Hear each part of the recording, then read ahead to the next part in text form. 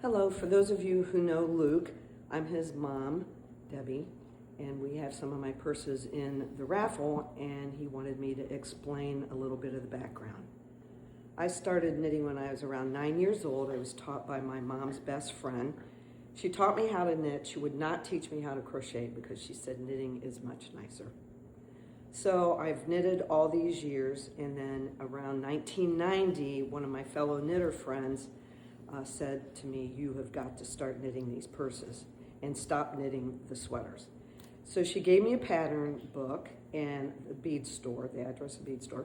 And so I went and got some beads and I started knitting the purses, and I've been knitting them ever since. So they're very time consuming.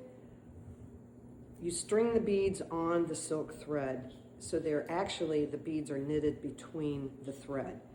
And it takes probably, I would say this size, it probably takes at least 100 hours.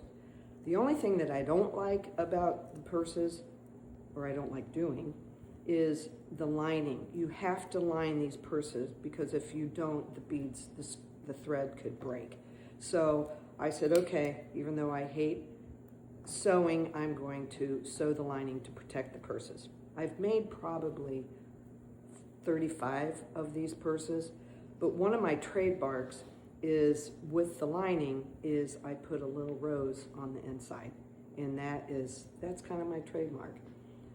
They're made with love. I've given them to a lot of family members, and for wedding gifts, I've been contracted to do items. I've given them to auctions. So they're a big part of my life. I've kind of had a sabbatical, but now that I did this little video, I think I might just have to get those little needles out and make some more.